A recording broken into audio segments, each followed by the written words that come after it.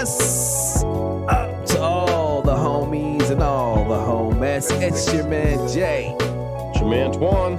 And this is Tech Taste Daily. Yo, Twan, I got a confession to make, man.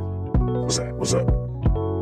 Recently, I made a decision, an internal decision, up in my mental, up in my dome piece. That space, just tales of space, sci-fi and space fiction in general, to me, it's played out, man. Because every story has been told. Star Wars did it big back in the day, and they kind of set the table, right? And since then, you've had Alien, you've had the Blue People movie, which I can't remember what it is. Avatar. You've had, of course, Star Trek, which preceded Star Wars. Not the movies, though. There's no movies before Star Wars, right? Right. Correct. That is correct. But I'm just saying, danger, Will Robinson. It's all been done. So well, there's some new space stuff. I got a couple new space stuffs for you, actually. Well, see, you can't. You're on the same wavelength. This is my point. They need to do a Marvel. They need to go where no man has gone before. Straight up.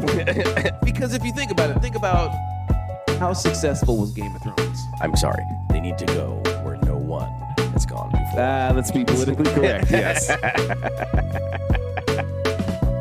Game of Thrones, one of the most popular series of all time. It's nothing to do with space. The Marvel Universe, one of the most successful franchises of all time. What do these both have in common? They were based on source material that was written. You see what I'm saying? Okay. People need to stop trying to make stuff up. It's been done. Stop it. RoboCop. It's don't do a reboot. You know what I mean? There's a bunch of good stuff that is probably in print that you should dig into to get the goods. And yeah, we could use a movie on this shit. Stuff, right? Skippy? Come on. Tell him what I'm talking about. So what he's talking about is one of my favorite series of books. Agreed. Right now. Agreed. Yeah. Me too. Yeah, definitely.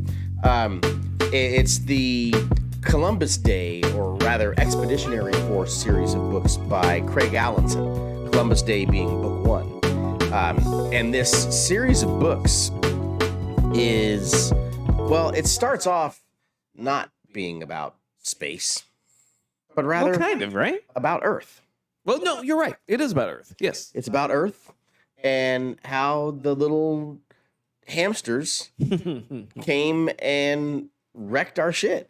Hamsters. How you gonna get your ass kicked by a hamster, son? Hamsters, but hamsters that are hundreds, if not thousands of years more advanced than we are. True. They got spaceships and shit. Yep. We don't have no interstellar spaceships. So the hamsters are living large. Killing us. But that's nothing compared to the lizards. Ooh, lizards eat hamsters. Don't get me started on the lizards. Man. But so in this book, Columbus Day, Expeditionary Force, Columbus Day, the Earth is attacked by the hamsters. Right. Now, was it attacked by the hamsters? it was attacked by the hamsters. Oh, okay. Well, Maybe I'm remembering incorrectly. Thought it was like a misunderstanding, and the humans thought that we were being. Maybe that doesn't happen. no, it was the hamsters. It was the hamsters. Okay. So, spoiler alert. I'm going to totally spoil the first book and maybe The second and the third. dig into the second and third a little bit too. But there's like 11 books, so you got plenty. I can't spoil it all in 20 minutes. It's like if we was talking about the Lord of the Rings, and you're like, "There's a guy named Gollum." Yeah. Okay, that doesn't tell you shit. Yeah, there's still much of the story You know what I'm saying? to be unspoiled. For real. So what had happened is on Columbus Day, hence the name of the book, the hamsters attacked the Earth. Now, they're technically not hamsters, but they're furry humanoid creatures that kind of look like hamsters. So probably they evolved from some mammal that's They're similar like to 5 or hamsters. 6 feet tall, though, so it's a big-ass hamster. Right. Tall ass hamsters. Scary. Yes, technologically advanced hamsters. Yeah, right. Flying spaceships and shit. But anyway, the hamsters, it turns out, aren't that bad. Really? The hamsters are kind of cool, in fact. Mm-hmm. The hamsters only attacked Earth because the lizards were coming. See, I knew it was something. Yeah, okay, that's right. The hamsters didn't have any ill feelings about Earth. Yeah. In fact, what the hamsters did is they only hit strategic sites. They hit power generators. Yep. They hit military assets. They hit things that the lizards could use to attack the hamsters. So basically, the Earth was just a pawn. The lizards were trying to get the hamsters, and they were going to use the Earth as a jump-off point. So the hamsters said, bump that, and they blew up everything that the lizards might be able to use. They're like, sorry, lowly humans, we can't have the lizards using you to attack us, so we got to blow up your spot. That's real spit, though. That's messed up, though. So those are some squirrely-ass hamsters. That's a much better premise than aliens come and... I mean, come on. Source material. Right? So, to continue to spoil the book, the people on Earth don't know that the hamsters didn't mean to diss them. Right. They think the hamsters are evil. Yep. And so the lizards show up, and they're like, those hamsters attacked you. We're here to help. But what they're really doing is taking all the military from Earth, all the military and the weapons and whatever they can fit into their space elevator. So they give us a space elevator. So we're like, the lizards are on our side. They gave us a space elevator, and they're helping us go out to fight the hamsters. And they take them to this planet called Paradise, I think they call it. So they're like the space version of the Democrats. I'm sorry, go ahead. this guy. Anyway, so they take us out there to Paradise. They take the humans out to Paradise to train them to fight the lizards. Right. I mean, I'm sorry, No, the hamsters. The hamsters, yeah. And actually, Paradise is, it turns out, an old hamster colony, and the lizards are using the humans as part of their training to get rid of the hamsters. Yep. Basically, to evacuate the hamsters because they want the planet. Run. Right? So, anyway, long story short, there's this war going on for thousands of years between the lizards and the hamsters because they are patrons to a more senior species in the universe. Then the lizards and the hamsters. Yeah, so the lizards and the hamsters are more advanced than Earth, but above them you have the Theranin and the Rendaloo, who basically used the hamsters, the Ruhar they call them. The hamsters are called the Ruhar, and the lizards are called the Crustang. The Rendaloo and the Theranin and the Maxalts, they use these lower level species to fight each other so that they don't have to fight.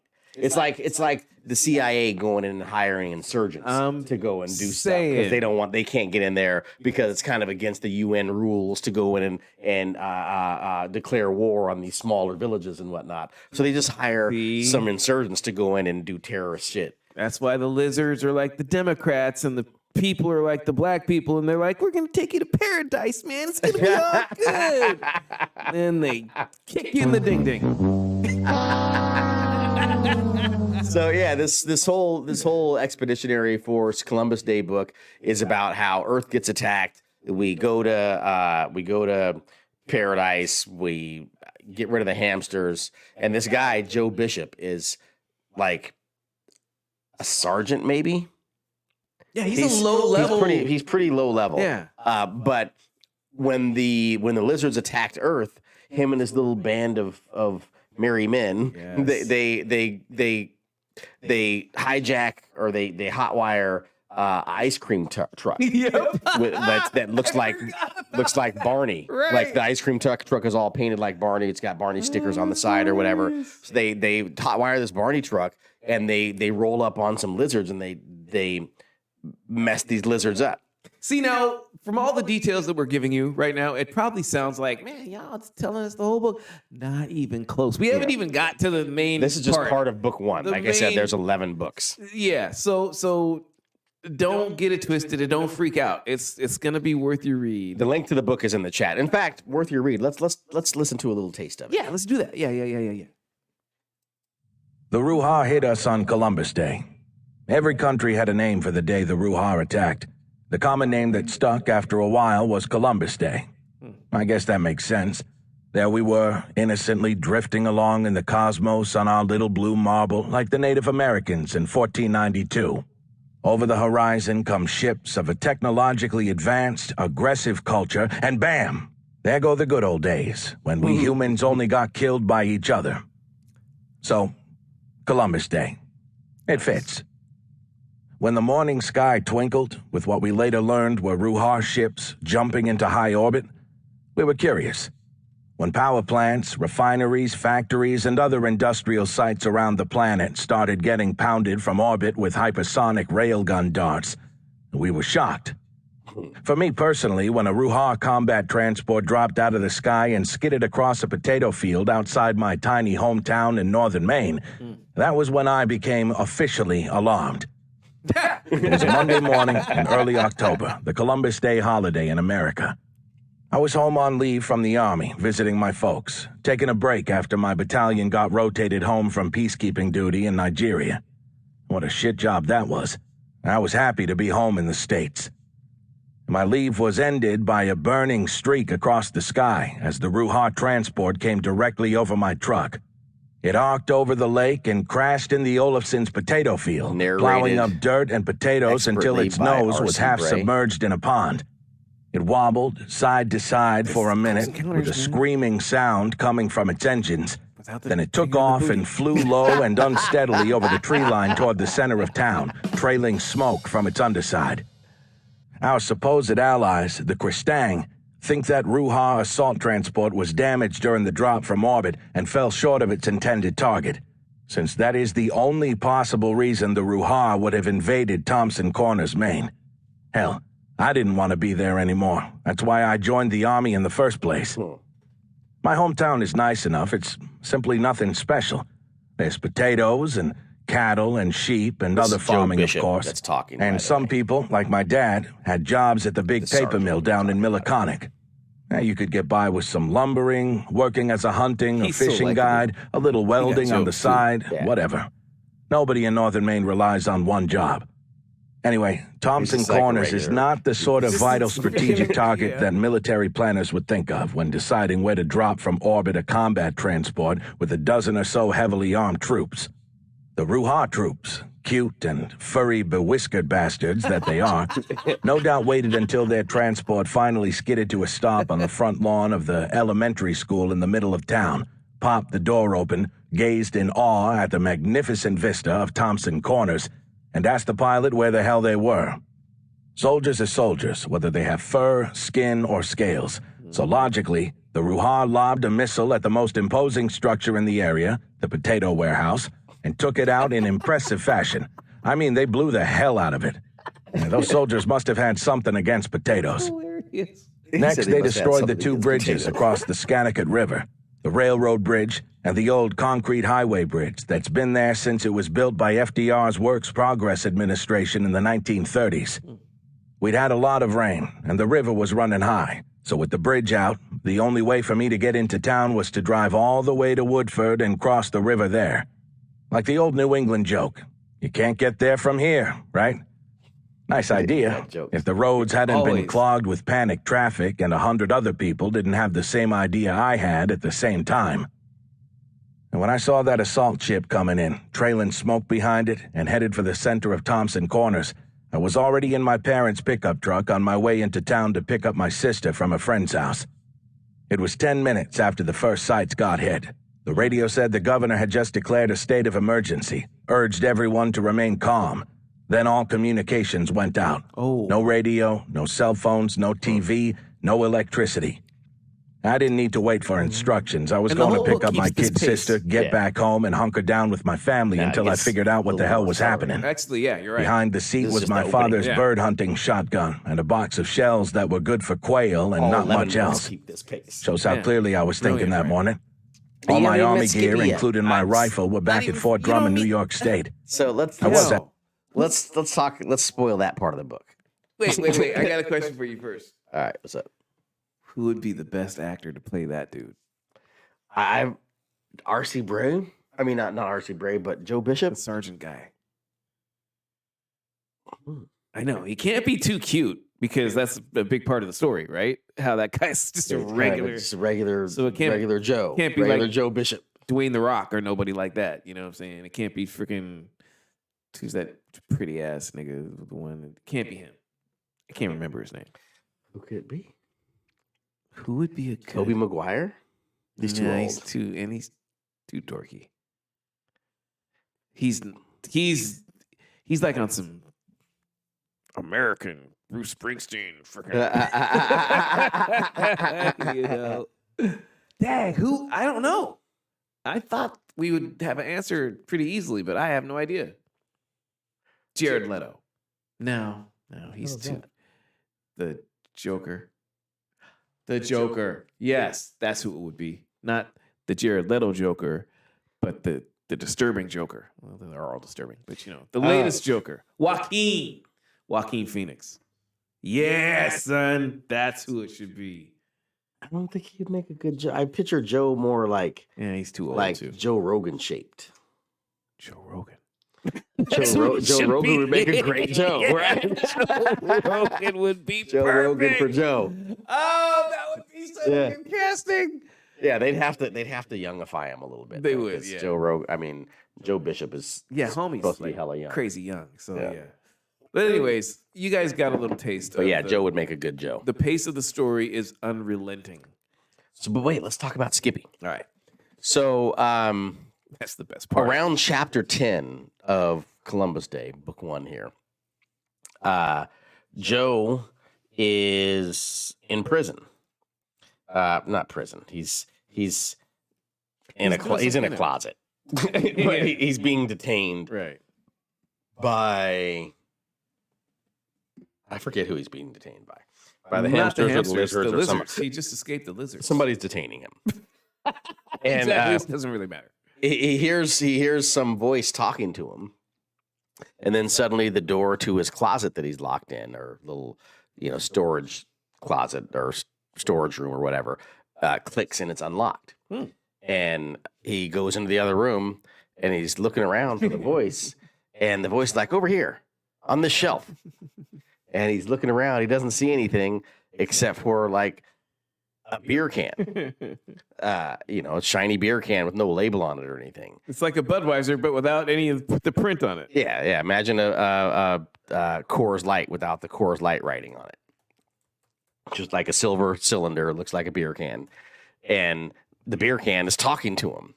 And it turns out that the beer can is an advanced elder AI. So the elders are like the space people that lived long ago, and they built all the wormholes and all the cool technology, and then they ascended or disappeared and went away, and they don't exist anymore or whatever. But they left all these toys behind.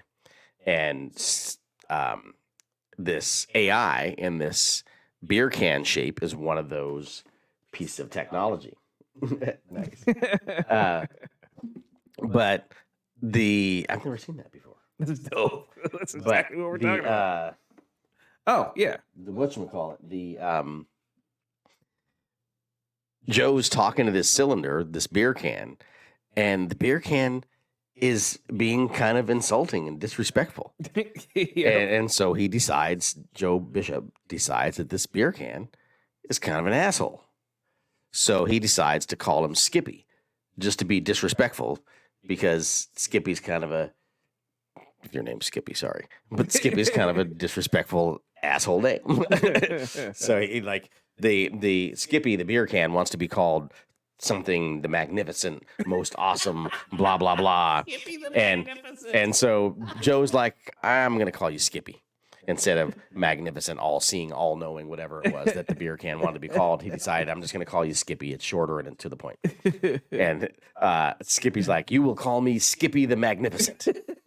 And so nobody really calls him that, but that's what he insists that you call him all the time. And that's the other thing about this book. It's not only action-packed and super intense, it's funny. There's Skippy and Joe. That's what Skippy looks like. And Joe. So God, he looks like a young Charlie Sheen. He looks cooler than I imagined him. Yeah, man, he does. He's not that cute. And the beer can looks weird and jagged and not like I expected it to look. I like that. It looks cool. It looks like a space age Does not look like a beer can. artificial intelligence. So, Columbus Day. The Expeditionary Force, Book 1. That's just the intro. Just the intro. So, there's all sorts of other aliens that are after us. Like, so the little green people that you hear about and see on UFO stories and whatnot, in the Expeditionary Force series, the green people are called the Thranin. So they actually have a name for these little green MFs. They actually, when they're pissed off at them, they call them those little green MFs. See, I didn't get that far. I only got past the I gotta read the whole thing. Yeah, the Thranin are the little green MFs. That's why in the Close Encounters of the Third Kind video, I kept calling them the little green MFs. Right. Because that's what they call them in Columbus Day. Those little green MFs did this and that and everything. So there's the Thranin, there's the Rendaloo, which are like spiders. The Thranin are the little green people with the big heads and the big eyes. We got the lizards, which I said were the Crustang. The hamsters are the Ruhar. And then you got the Maxalts, which are like beetles, I think. So there's all these different advanced creatures flying around in spaceships. And Joe and his merry band of pirates, they call them the merry band of pirates because they end up stealing, with Skippy's help, they end up stealing a Thranin ship. And so they're flying around the galaxy fighting and taking people out. But nobody knows it's humans. They think it's some rebel terrorist group that's going around and messing stuff up. They be disrespecting the humans, man. They think the humans is just nothing. Skippy actually calls the humans filthy monkeys. Well, stinking up his ship. That's when he gets to complimenting us. Right? Yeah, that's when he's being nice. You filthy monkeys stinking up the ship.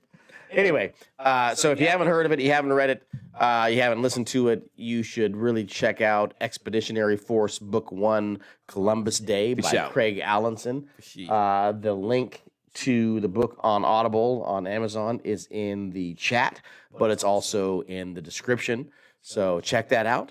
Also, another book that we mentioned while we were while we were leading into this story was Influx by Daniel Suarez. Right, that's right, yes.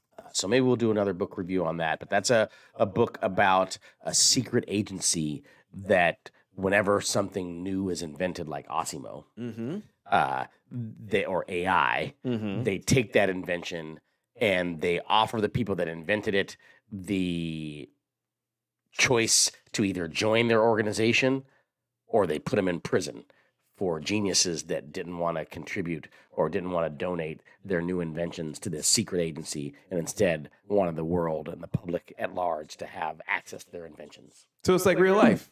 Yeah, exactly. The government says, oh, you invented some new shit? We're going to take that and use it for the Defense Department. Yep. Oh, you don't want to do that? You're going to prison. Yep. And we're taking your shit anyway. So you might as well join us. Otherwise, you're going to prison. Now you're a pedophile. Mm-hmm. No matter what you did. Now you're a Bob Lazar. Your records don't exist anymore. Right? Join us or suffer the wrath. That's what it is, man. That is Expeditionary Force. Check it out. Peep it out. The book is dope. The audio book is even better. R.C. Bray is a very cunning linguist. Brilliant. So check it out. Tech Taste Daily. Don't forget to like and subscribe if you dig what you see in Tech Taste Daily, baby.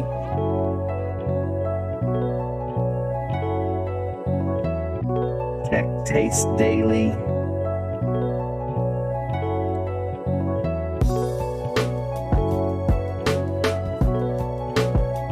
Race in space means peace. See you later. Tech Taste Daily.